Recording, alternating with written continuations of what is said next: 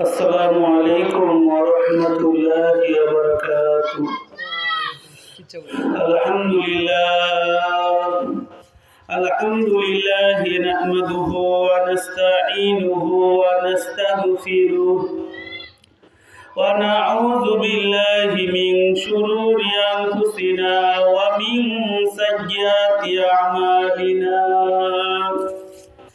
من يهد الله فلا مضل له ومن يضلله فلا هادي له ونشهد أن لا إله إلا الله وحده لا شريك له وأشهد أن سيدنا وسندنا ومولانا محمدا عبده ورسوله الذي أرسله بالحق بشيرا ونذيرا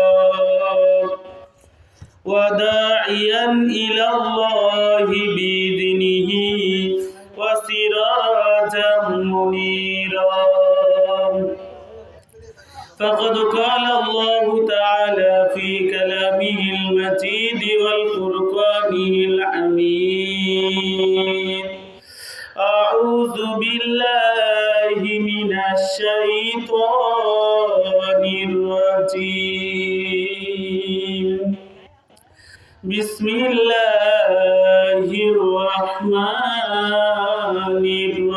الرحيم. يوم لا ينفع مال ولا بنون إلا من أتى الله بقلب سليم.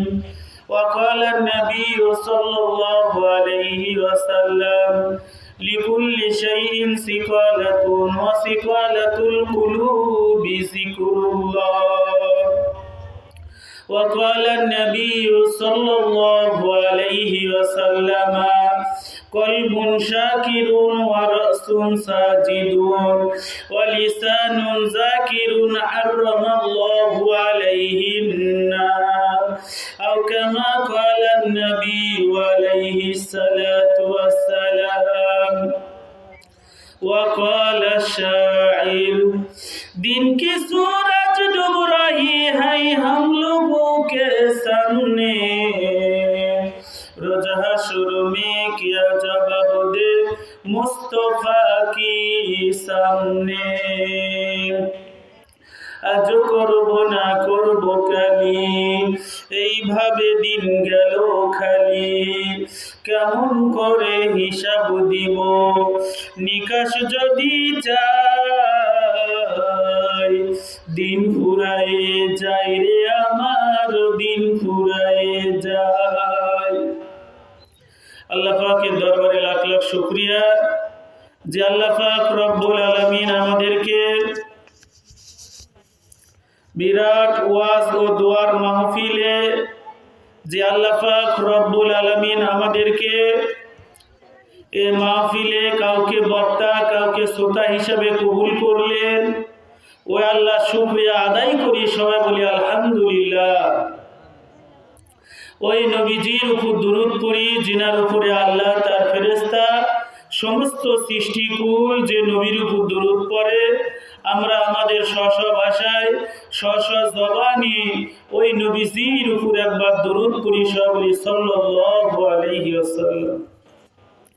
সম্মানিত মহাদেবপুর পদ্মপুকুরের মুসলমান,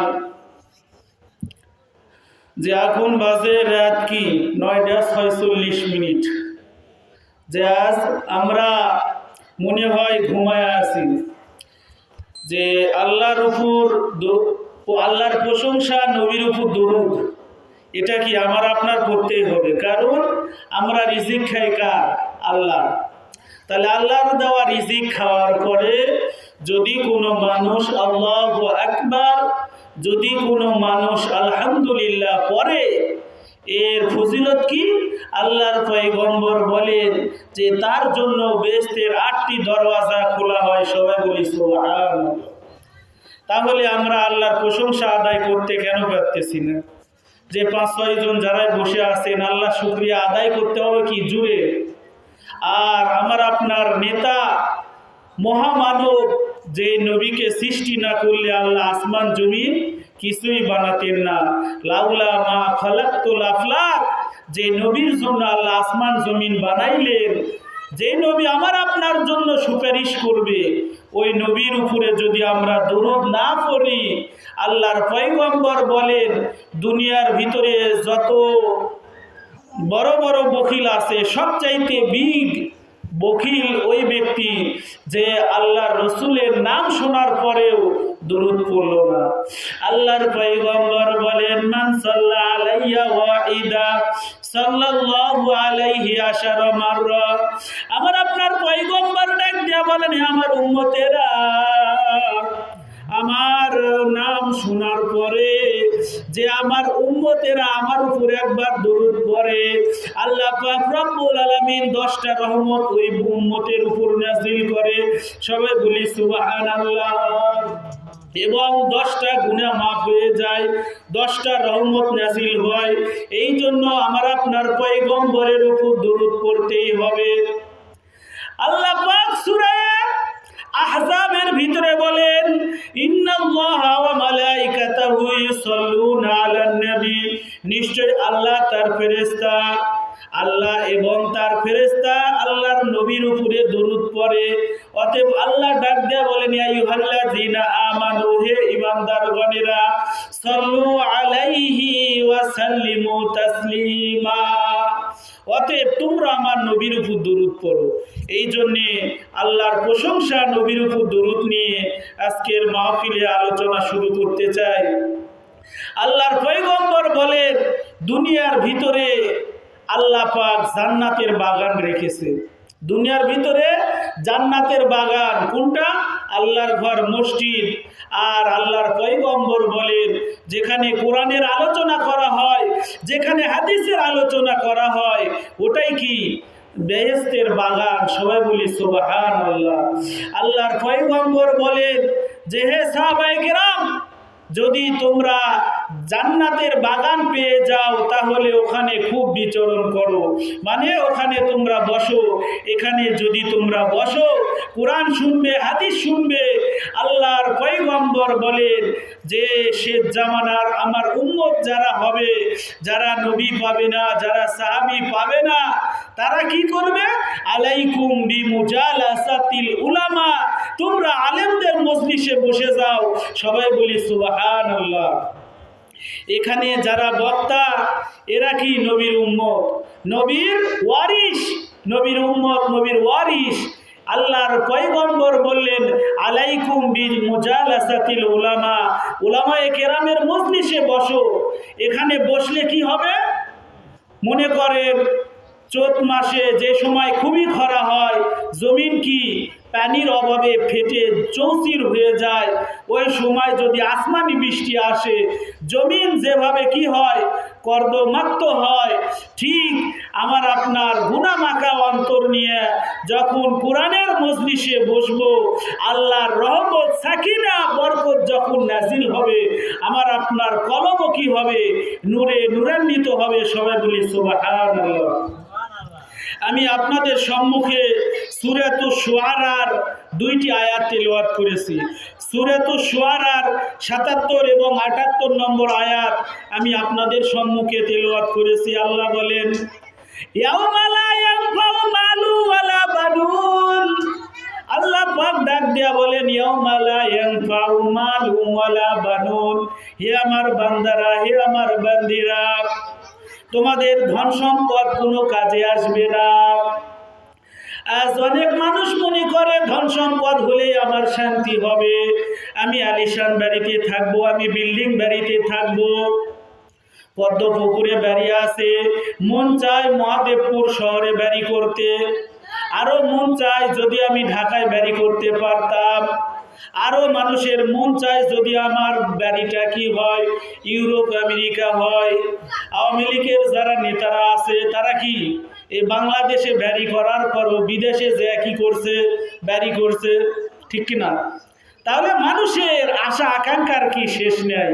আজকে আমি যে আলোচনা করব, আলোচনার সাবজেক্টই হইতেছে যে এই রুহের অসুখ, রুহের কি মৌলিক যে রূপ, আমার আপনার ভিতরে যে কলব আছে, এই কলবের মৌলিক যে একটা রূপের নিয়ে আজকে আলোচনা করব। যে আমার আপনার কলবটা আল্লাহ পরিষ্কার করতে বললেন যে কিয়ামতের দিনে মাল সম্পদ কোনো কাজে আসবে না।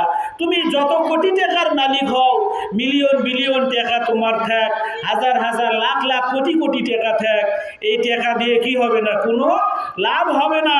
যতই তুমি টাকাওয়ালা হও না কেন, যতই তুমি টাকাওয়ালা হও না কেন, যদি মালাকুল মউত যদি তোমাকে ধরতে আসে, তাহলে তুমি বাংলাদেশে অনেক কি দেখা যায় যে যার বেশি টাকা আছে, বড়লোক যারা, যাদেরকে আল্লাহ অ্যাবিলিটি দিয়েছে, এদের একটা রূপ হলেই এই কি বাংলাদেশে এদের চিকিৎসা হয় না।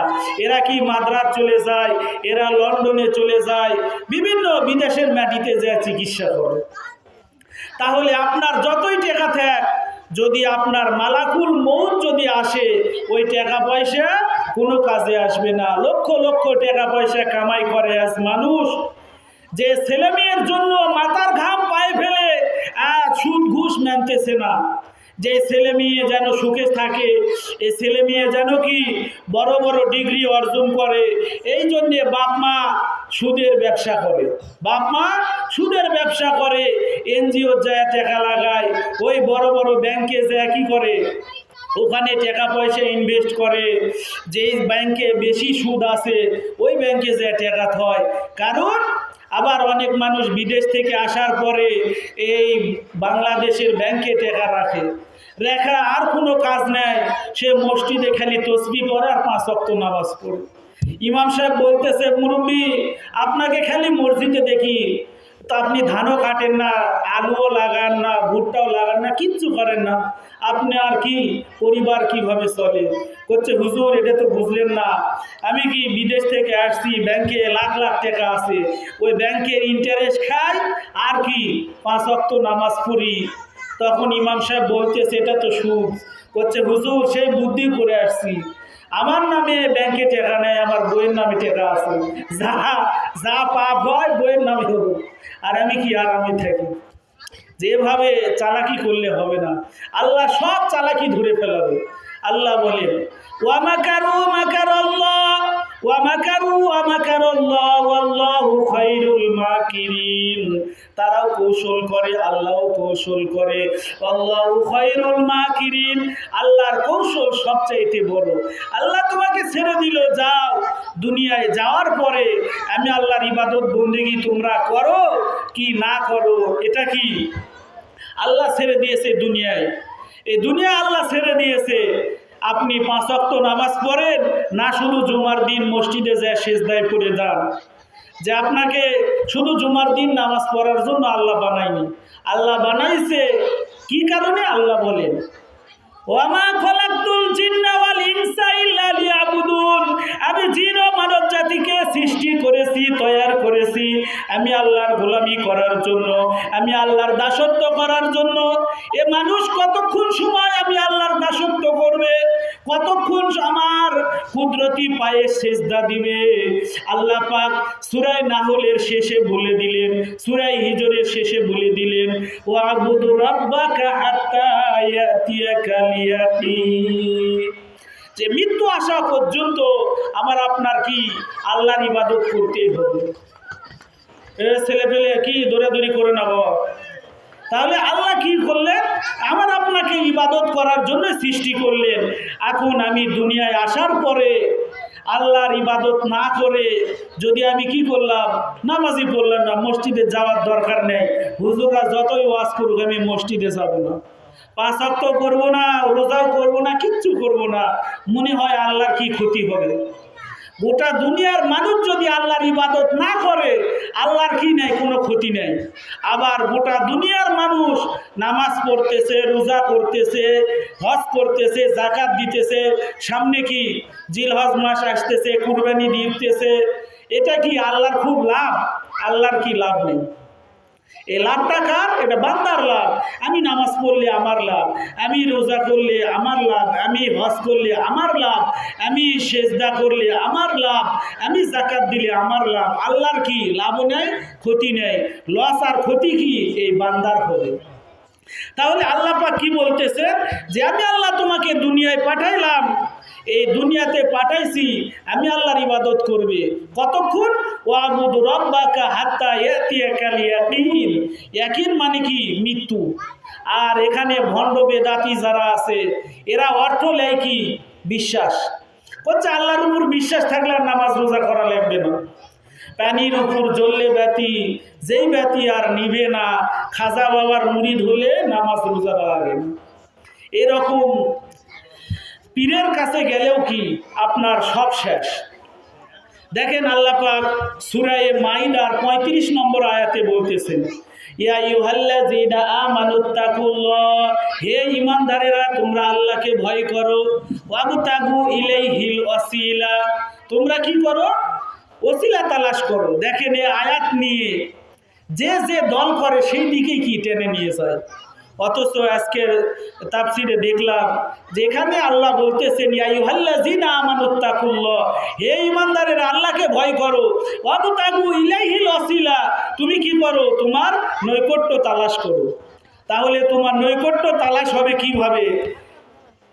এই নৈকট্য তালাশ করতে হবে মানে আমি দেখেন আমরা কি মাদ্রাসায় যখন পড়েছি, মনে করেন যে মাদ্রাসায় আমরা কি আগে আলিফ বা তা সা পড়েছি, এরপরে কি কোরআন হেফজ করেছি, এরপরে দাওরা শেষ করেছি, এরপরে মুফতি শেষ করেছি, এখনও কি লেখাপড়া করতেছি, উলুমুল হাদিসে ভর্তি আছি, দাখিল পাস করেছি, আলিম পাস করেছি, সামনে কি ফাজিল পরীক্ষা আবার ২৬ সালে দিই।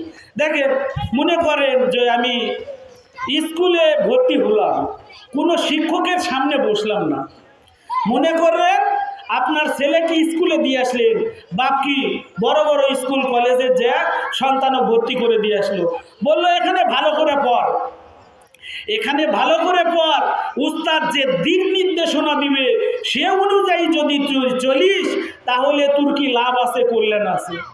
এখন বাপ কি মনে করলেন স্কুল কলেজে ভর্তি করে দিয়ে বাপ চলে গেল, আর ছেলে মেয়ে কি করতেছে? এই লেখাপড়া না করে স্কুলে গেল ঠিক, যে স্কুলে যে উস্তাদের সামনে বসতেছে না। তাহলে উস্তাদ যে দিক নির্দেশনা দিবে সে অনুযায়ী কি ছাত্রের চলতে হবে। মনে করলেন কোনো মানুষ কি রাতারাতি মুফাসসিরে কোরআন হবে? সম্ভব? সম্ভব না। তাহলে আমরা কওমি মাদ্রাসায় যখন পড়েছি প্রায় ৯ বছর ৮ বছর এই কওমি মাদ্রাসায় কি এই কোরআন শিখার জন্য নাউ সরফ, বালাগাত, ফাসাহাত এগুলো কি ব্যাকরণ শিক্ষা করতে হয়। কিন্তু আজকাল মানুষ কি বাজার থেকে তরজমা কোরআন কিনে নিয়ে যায় কি রাতারাতি মুফাসসির হয়ে যায়। আবার মনে করেন বড় বড় অ্যান্ড্রয়েড সেট এরকম যারা আছে, এখানে বিভিন্ন অ্যাপস ডাউনলোড করা যায়, সিয়াসাত তার সমস্ত বাংলা কিতাব এই মোবাইলে ডাউনলোড করে নিয়ে সে কি রাতারাতি মুহাদ্দিস হয়ে গেল, যে মসজিদের ইমামত করছে। হুজুর আপনি কি ওয়াজ করেন জুমার দিন? আমি বুখারী শরীফের হাদিসে এই দেখলাম সেই দেখলাম। তাহলে চিন্তা করেন, যে ব্যক্তি উস্তাদ ছাড়া কি হবে লেখাপড়া শিখবে, যে ব্যক্তি উস্তাদের ধারে কাছেও যাবে না। দেখেন আমরা যখন কোরআনের তাফসীর পড়েছি, হাদিস পড়েছি, এক আয়াতের সঙ্গে আরেক আয়াতের কি টক্কর, এক হাদিস থেকে আরেক হাদিসের কি টক্কর, বিভিন্নভাবে এগুলো যদি নিজে নিজে পড়ে উস্তাদের কাছে না বসে এলেম কি সিনা বা সিনা। আমি আপনি যে বুখারী শরীফের কথা বলি, অনেক কি আলে হাদিসের শায়েখেরা কি বলে যে মাযহাব মানতে হবে না, শায়েখ মানতে হবে না, পীর মানতে হবে না, এগুলো কি হারাম, হারাম, পীর মানা হারাম, তারপরে মাযহাব মানা হারাম। এরকম হারামের ডিগলার নিয়ে তারা কি এরকম জাতির সামনে বসে। তাহলে চিন্তা করে, যে ব্যক্তি একাই কি মাদ্রাসাতে পড়লো না, উস্তাদের কাছে পড়লো না, তারপরে নাউ সরফ বুঝলো না, বালাগাত ফাসাহাত বুঝলো না, কোরআনের তাফসীর শিখতে গেলে 15টা এলেম লাগে, এগুলো কিচ্ছু শিখলো না, শুধু বাংলা তরজমা পড়ে কি সে কি হতে পারবে না? মুফাসসিরে কোরআন হতে পারবে না। সে বাংলা হাদিস পড়ে সে কি মুহাদ্দিস হতে পারবে না। কারণ এগুলো পড়তে হয় উস্তাদের সামনে যায়। এলেম কি সিনা বা সিনা? তাহলে উস্তাদের সামনে বসে আপনার কি এলেম শিক্ষা করতে হবে। উস্তাদ যদি না থাকে তাহলে আপনি কি এক হাদিস থেকে আরেক হাদিসে টক করে পড়ে যাবেন, তখন যে কি আপনি বিপদে পড়বেন। সেম একটা এক্সাম্পল দিতে আমি একটা কথা বুঝাই যে দেখেন হাদিসে আছে বিবাহ করা কি ফরজ, বিবাহ করা নফল, বিবাহ করা কি নফল, মুবাহ, বিভিন্ন 4-5টা কথা আছে। যে আপনি যদি উস্তাদ ছাড়া যদি হাদিসটা বুঝতে চান, আল্লাহর পয়গম্বর বললেন যে আর নিকাহু মিন সুন্নতি ফামান রাগিবা ফালাইসা মিন্নি। আল্লাহর পয়গম্বর বললেন বিবাহ করা আমি নবীর সুন্নত। তাহলে বিবাহ করা নবীর সুন্নত, তাহলে দেখেন যে হাদিসে বলতেছে বিবাহ করা কি ফরজ, বিবাহ করা নফল, বিবাহ করা মুবাহ। যদি আপনার কি বাড়ি ঘর না থাকে, আপনার স্ত্রীকে আপনি কোথায় রাখবেন? বাড়ি নেই, ঘর নেই, আপনার পকেট শূন্য, আবার কি আপনি বিবাহ করতে চাইতেছেন, আপনার কি যে পুরুষের যে কি হয় সেক্স পাওয়ার এটা নেই, তাহলে আপনার জন্য বিবাহ করা কি মুবাহ।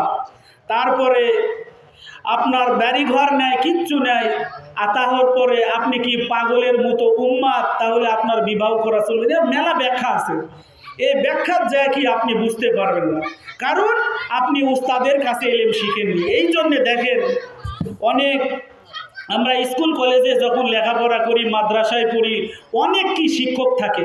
দেখেন ইমাম বুখারী যখন বুখারী শরীফ লেখে, এর আগে ইমাম বুখারীর জীবনীর ভিতরে আছে ইমাম বুখারীর উস্তাদের সংখ্যা হলো 1080 জন। কয়জন বললাম? 1080 জন শিক্ষক ইমাম বুখারীর। তাহলে যে ইমাম বুখারী বুখারী শরীফ লিখলেন, যে একটা করে হাদিস তিনি সংগ্রহ করার জন্য খুরাসান চলে যাইতেন, তিনি বুখারা চলে যাইতেন, তিনি বিভিন্ন দেশ সফর করতেন। তাহলে এই ইমাম বুখারী বিভিন্ন মুহাদ্দিসের কাছে যায় হাদিস কি তিনি সংগ্রহ করে নিয়ে আসতেন। এরপরে নিয়ে আসা আল্লাহ রসুলের রওজায় যায় কি ওখানে যায় কান্নাকাটি করতেন, তাহাজ্জুদের নামাজ পড়তেন, ওযু গোসল করে তিনি ঘুমায় যেতেন।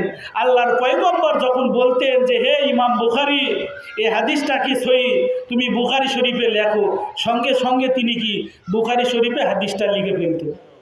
যে ইমাম বুখারীর 1080 জন উস্তাদ, তাহলে আমি আপনি মনে করলেন উস্তাদ ছাড়াই কি? দেখেন সামান্য এই কথা আমি বুঝি না কেন, যে আমি আপনি কি করব, রং মিস্ত্রি হব। রং মিস্ত্রি যদি হতে চান, আরেকটা রং মিস্ত্রির সাথে কি আপনার কি থাকতে হয়। তারপরে আপনি কি ড্রাইভারি শিখবেন, কার গাড়ি চালানো শিখেন আর মাইক্রো চালানো শিখেন, আপনি কি অবশ্যই একজন ড্রাইভারের কাছে আপনি থাকতে হয়।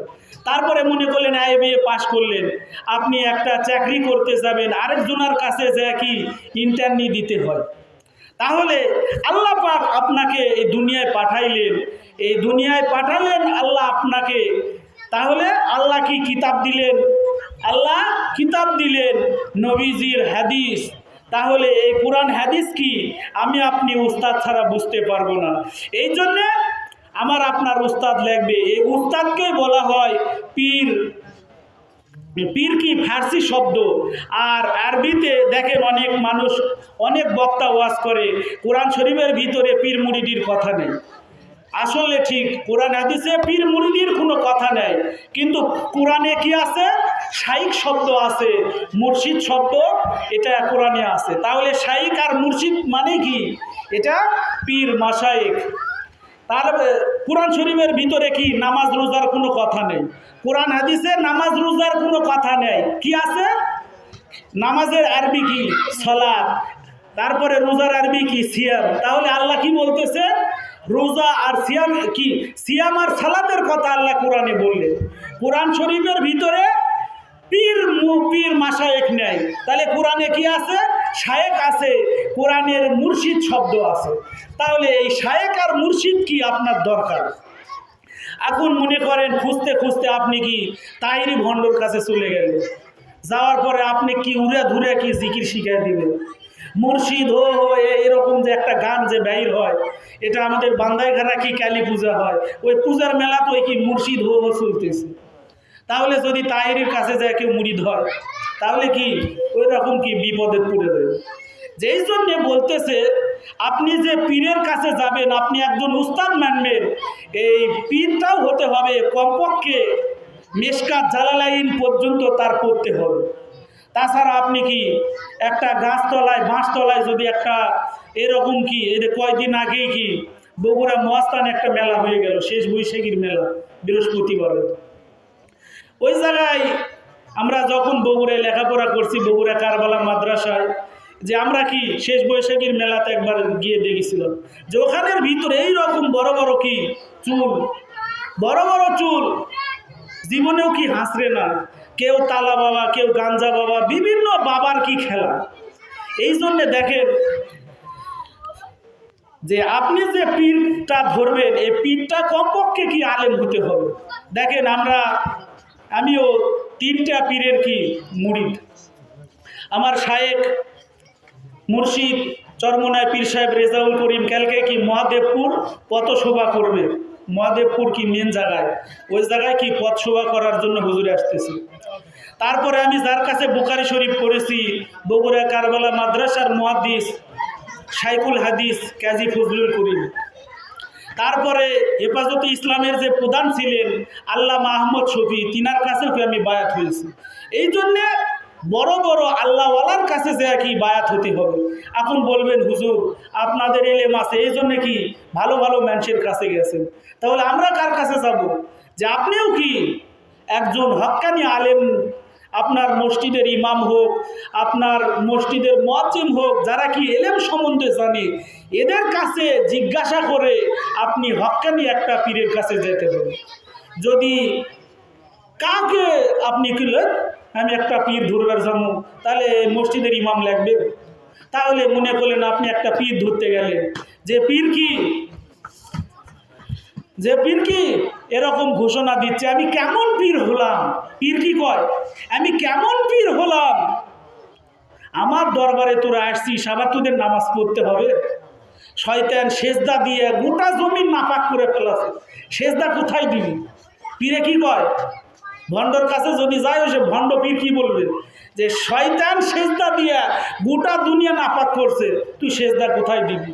অথচ আল্লাহর পয়গম্বর তিরমিজি শরীফের হাদিসে বলেন, জুইলাতিল আরদু মাসজিদান ওয়া তুহুরা। আল্লাহর পয়গম্বর তিরমিজি শরীফের হাদিসে বলেন, আমি নবীর সম্মানার্থে আল্লাহ গোটা দুনিয়াকে মসজিদ বানাইছে।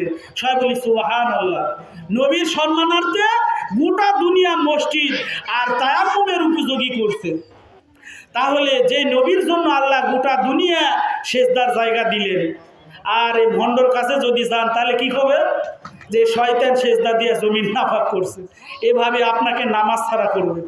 দেখেন আমাদের ওই বান্দাইঘাটা ওখানে একটা লোক কি পীরের মুরিদ, ও নামাজই পড়ে না। ওনাকে যদি বলা হয়, বা আঙ্কেল আপনাকে মসজিদে দেখি না, ব্যাপার কি? তখন বলতেছে, দেখেন এই কলব কি, কলবে আল্লাহ কি হাজির, মানে কলব আল্লাহ হাজির কিভাবে, যে আমি জিকির করতে লা ইলাহা ইল্লাল্লাহ, যখন আমি জিকির করতেছি কলবে কি আল্লাহ হাজির। তাহলে যেই জায়গায় কলবে আল্লাহ হাজির, কলবে আমার আল্লাহ চলে আসছে, তা আমি আল্লাহর বাড়িতে যাবো কিভাবে? ওই ভণ্ড কি কয়, যে আমি আল্লাহ আমার কলবে হাজির, আমি আল্লাহর বাড়িতে যাব কি? এইভাবে সে কি এক ওয়াক্ত নামাজ পড়ে না, জুম্মার দিনও নামাজ পড়ে না, কি সন্দেহ যে জুম্মার দিনও পড়ে না। তাহলে ওর কাছে যে পীরের ওরা মুরিদ, তাদের শিখেছে কি, যে কলবে আল্লাহর জিকির কর, কলব তোর তাজা, তাহলে তুই মসজিদে যা কি করবি। অথচ আল্লাহর পয়গম্বর সমস্ত পীরের সিলসিলা যেই জায়গায় যে ঠেকে গেছে, হজরতে আলীর থেকে মুহাম্মদুর রাসূলুল্লাহ সাল্লাল্লাহু আলাইহি ওয়াসাল্লাম, যে পয়গম্বর আবু দাউদ শরীফের হাদিসে বলে, যে আমি পয়গম্বর, আমি যখন নামাজ পড়তাম আমার পা মুবারক ফুলে ফেটে যেত। যে আল্লাহর পয়গম্বর এত নামাজ পড়তেন যে তার পা মুবারক থেকে ফুলে পা মুবারক থেকে পানি বাড়াইতো।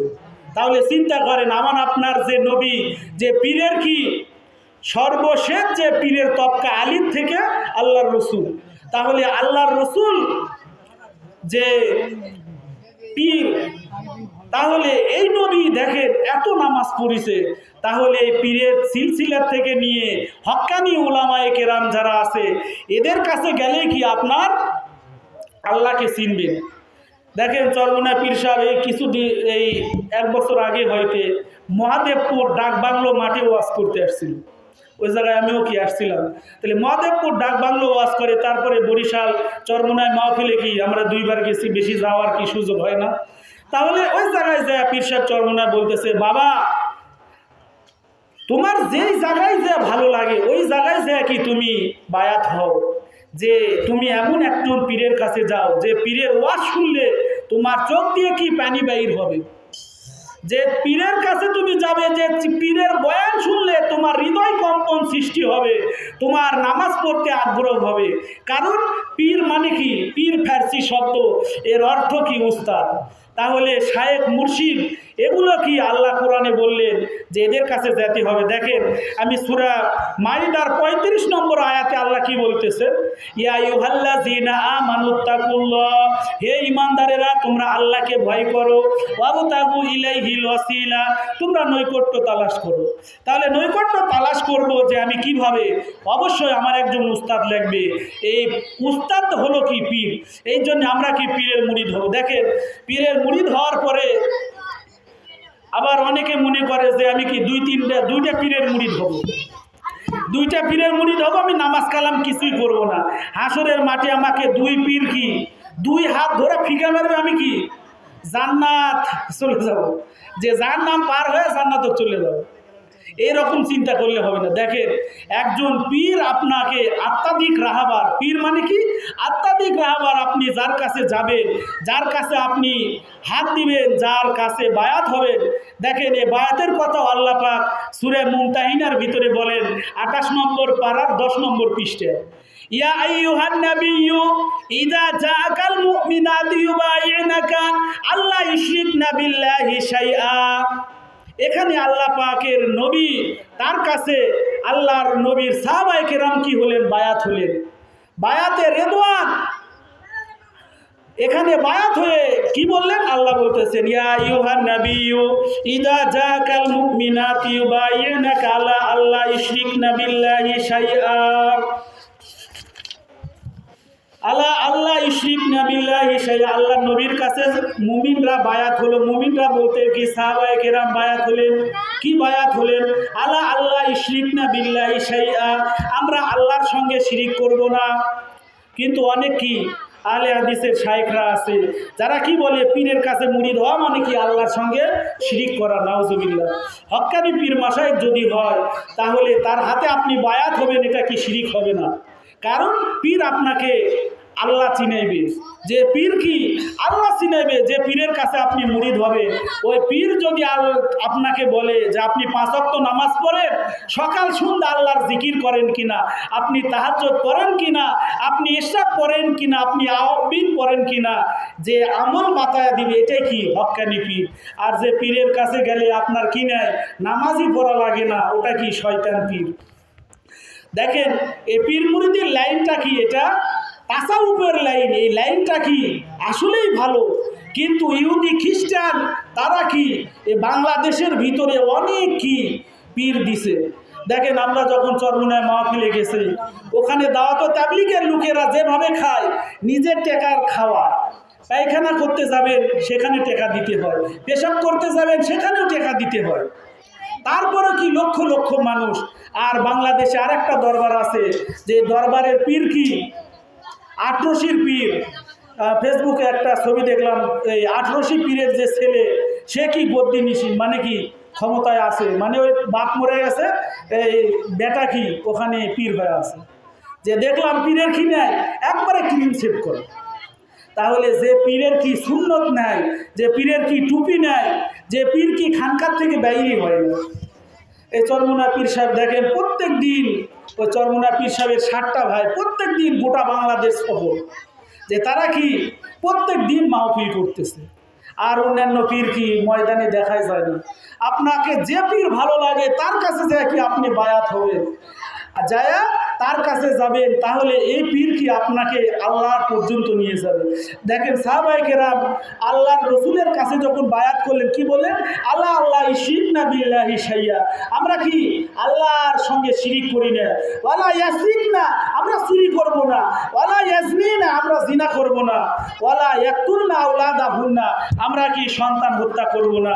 এইভাবে কি সাহাবায়ে কেরামের হাতে বায়াত হলেন।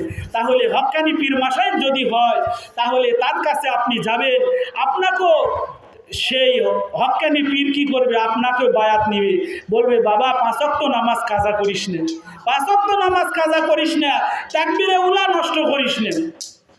আর যদি কি ওই রকম শয়তানের কাছে চলে যান তাহলে কি নামাজই পড়ার দরকার নেই, এই কথা বলবে। অথচ আল্লাহর রসুল সাহাবায়ে কেরাম কি বলেন, যে ব্যক্তি ইচ্ছা করে 1 ওয়াক্ত নামাজ কাজা করবে তার নাম কি জাহান্নামের দরজায় লেখা হয়। সবাই বলি নাউজুবিল্লাহ। কত মানুষ আছে যে কি 6টা দিন মসজিদে আসে না। যে আমি আমার মসজিদে জুমার বয়ানে বলি যে দেখেন এইতে জুম্মার দিন কত সুন্দর চাঁদ মুখ দেখা যাচ্ছে, এই চাঁদ মুখ কি দেখা যাচ্ছে জুমার দিন, এই আসরের থেকে চাঁদ মুখ দেখা যাবে না। কারণ কি, জুমার দিন একটা দিনকে মানুষ নামাজের দিন ধার্য করেছে। আমি আমার জুমার মসজিদে বারবার বলি, আপনারা এই চ্যালেঞ্জ গ্রহণ করেন যে একদিন নামাজ পড়লে আপনি কি নামাজির খাতায় আপনার নাম উঠবে না। কারণ আপনাকে শুধু জুমার নামাজের জন্য আল্লাহ সৃষ্টি করে নেয়। শুরুতেই যে আয়াত পড়েছি, আল্লাহ কি বলেন, ওয়াবুদ রাব্বাকা হাত্তা ইয়াতিয়াকাল ইয়াকিন, যে তুমি নামাজ পড়বে, আল্লাহর ইবাদত করবে ততক্ষণ যতক্ষণ তোমার কি নিঃশ্বাস বাকি আছে। আমাদের সমাজে কি একটা কথা আছে, ঢিকি যেখানেই যায় সেখানেই তার ধান বানতে হয়, যদি আসমানেও ঢিকি যায় ওখানে যাও কি তার কি ঢিকিতে ধান বানতে হবে। তাহলে আমরা আল্লাহর ইবাদত করব, আমরা যেখানেই যাই আমাদের নামাজ মাপ নেই। এই যারা ছেলে মানুষ মসজিদে যায় না, পুরুষ মানুষ যারা, যে এদের কি মহিলাদের কি হয়, প্রত্যেক মাসে তাদের কি হয়, হায়েজের রক্ত পড়ে, মানে কি মাসিক। তারপরে সন্তান হওয়ার পরে 40 দিন যে নেফাসের রক্ত বের হয়, তারপরে মহিলাদের কি মাসিকের রক্ত বের হয়। আর পুরুষ মানুষ যারা কি 6টা দিনই মসজিদে আসে না, এদের কি হয়, যে এদের কি রক্তপাতও হয় না, শরীর নাপাকও হয় না। তাহলে এই মানুষগুলোর নামাজ না পড়ে কিভাবে থাকে একটু চিন্তা করেন। শনিবার দিন ইহুদিরা, খ্রিস্টানরা রবিবার, আর আমাদের নামধারী মুসলমান শুক্রবার। তাহলে ইহুদি খ্রিস্টানদের সঙ্গে এই শুক্রবারের মুসল্লিগুলো কি হবে, জাহান্নামী হবে। সবাই বলি নাউজুবিল্লাহ। তাহলে যে কি কারণে, দেখেন এই কথাটা বুঝেন, আমি কি কারণে জাহান্নামী বললাম। ইহুদিরা কি শনিবারে, খ্রিস্টানরা রবিবারে, ইহুদিরা শনিবারে, খ্রিস্টানরা রবিবারে, আর আমাদের নামধারী মুসলমান এরা কি শুক্রবারে। তাহলে সপ্তাহে একদিন কি শুধু ভাত খান, সপ্তাহে একদিন আপনি ভাত খান না, সপ্তাহে 6 দিন কি খুব খেলেন, আর জুম্মার দিন একদিন যায় কি আল্লাহর কুদরতি পায়ে সেজদা দিলেন, একদিন সেজদা দিয়ে লাভ হবে না। এই জন্য আমি মুসলমান, আমার কন্টিনিউ রেগুলার নামাজ পড়তে হবে। আমাদের মাযহাবের ইমাম আবু হানিফা বলতেছে, যদি তুমি কি করো, সমুদ্রে সফর করতেছো, তোমার জাহাজ ভেঙে চৌচির হয়ে গেছে, তুমি কি এখন এখানে সাঁতার কাটতেছো, যদি কিছু পাও আর কিছু না পাও সাঁতার কাটতেছো, এমন সময়ও যদি তোমার কি হয়, আজানের শব্দ যদি তোমার কানে আসে, তোমার কি ইশারা হলেও নামাজ পড়তে হবে।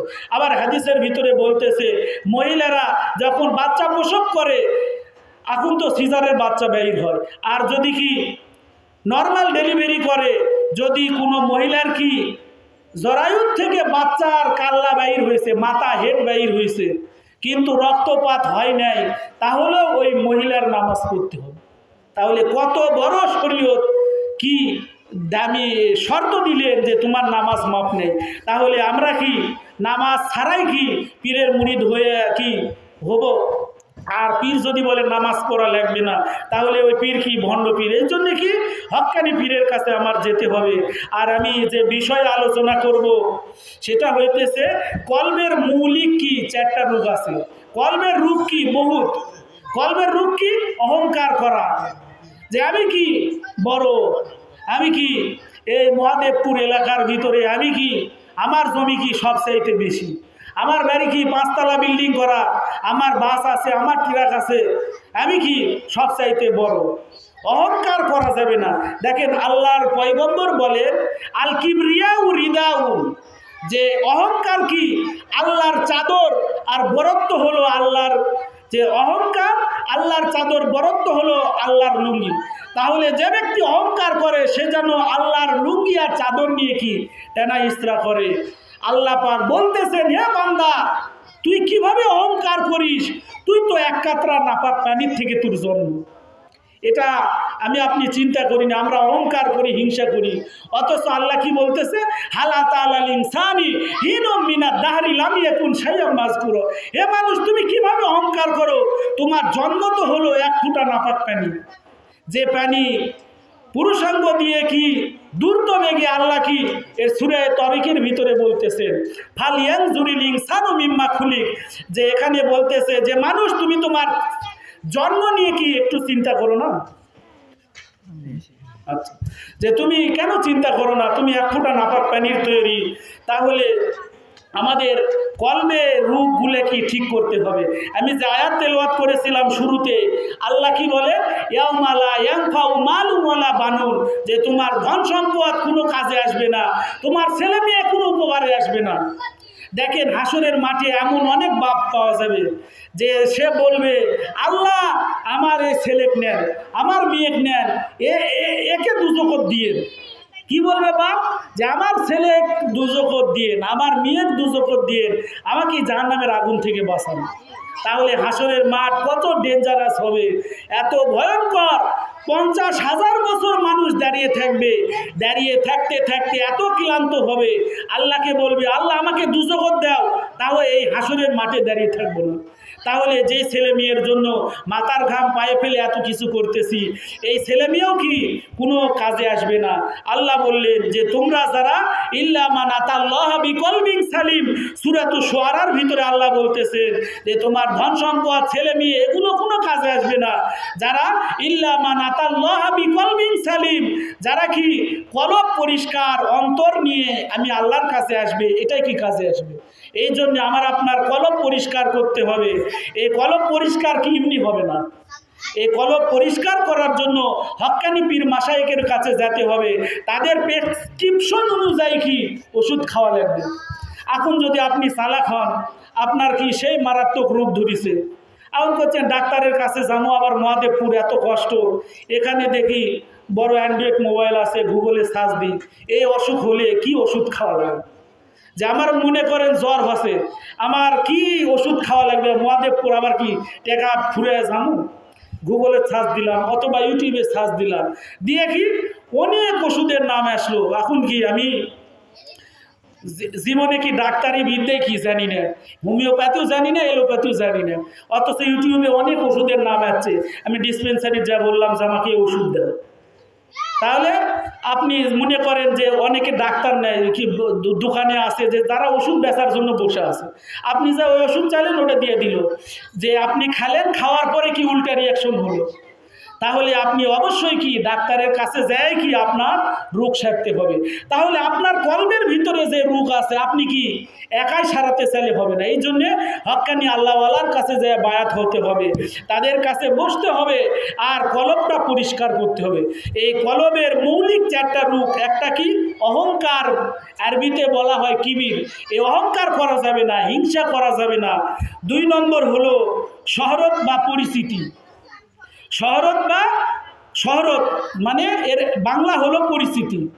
মনে করেন আপনি কি অনেক লেখাপড়া করছেন, অনেক বড় কি আপনি হতে চান। দেখেন অনেক মানুষ কি টিকটকের ভিতরে, লাইকির ভিতরে, এগুলো কি টিকটক করে না, যে সোলপল, যে বড় লোকের আগে কি বড় লোকেরা কি গরিবের মেয়ে ভাড়া করে নিয়ে যায় কি করতেছিল, গান বাজনা কি লাচালাচি করতেছিল। এখন কি বড় লোকের মেয়েরা কি এরকম টিকটক করে, আমি যে এই ভিডিও করেছি, এটা কি আমার ইউটিউব চ্যানেল আছে, যে নন্দলালী মিডিয়া আত্মারা নওগাঁ, এই চ্যানেলের ভিতরে এই ওয়াজটা চলে যাবে। ঠিক এরকম মোবাইল দিয়ে কি টিকটক ভিডিও বানায় এলে কি নেটে ছেড়ে দিচ্ছে।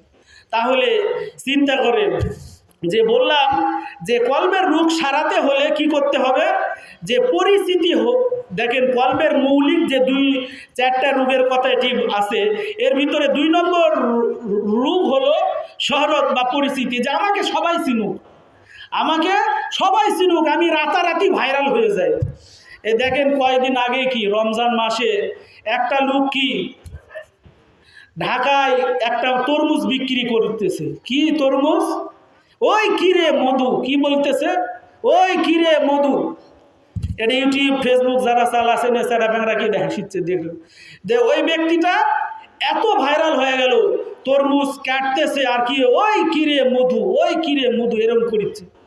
আর কি যত ইউটিউবার আছে, চ্যানেলের কি ভিডিও ম্যান আছে, সবাই কি আসে আর কি খালি ভিডিওই করতে আসে, আর ওই খুশিতে ওই কিরে মধু করছে।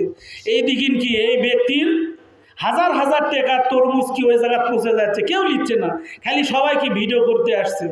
রাতারাতি কি এক রাতের ভিতরে ভাইরাল হয়ে চলে গেল, দেশ বিদেশ ইউটিউব ফেসবুক মেসেঞ্জার সব জায়গা চলে গেল, কিন্তু আর কি তরমুজ পৌঁছে শেষ। মনে করলেন এভাবে আমরা কি পরিচিতি হবার চাই, তাহলে কি মনে করলেন যে আমি পরিচিত হব, তাহলে কি এরকম টিকটক ভিডিও করলেন, লাইকই করলেন, করে কি সোশ্যাল মিডিয়া ছেড়ে দিলেন, দেশ বিদেশ যায় কি মনে করেন এইরকম কি ওই ভাদাই মা কৌতুক করে না, ভাদাই মা কি কৌতুক করে, একটা কৌতুক করে ছেড়ে দিলে লক্ষ লক্ষ ভিউ, আমরা ওয়াজ ছেড়ে দিই কি আমাদের বেশি ভিউ হয় না। আর কি একটা টিকটক বা এরকম করলে কি রাতারাতি অনেক কি ভিউ হয়, অনেক লাইক হয়। তাহলে আপনি পরিচিতি হওয়ার জন্য কি করলেন, এইভাবে কি আপনি ভাইরাল করার জন্য আপনি চেষ্টা করলেন, এটাও কি কলবের রূপ। 3 নম্বর যেটা কলবের রূপ হইতেছিল নেতৃত্বের চাহিদা, যে আমি কি চেয়ারম্যান হব, আমি মেম্বার হব, আমি কি কমিশনার হব, তারপরে আমি কি প্রধানমন্ত্রী হব, আমি 41 সাল পর্যন্ত থাকব, আমি 71 সাল পর্যন্ত থাকব, এরকম কি নেতৃত্বের যে লোভ আসবে, এটাও কি কলবের 4টি মৌলিক রোগের ভিতরে এটা।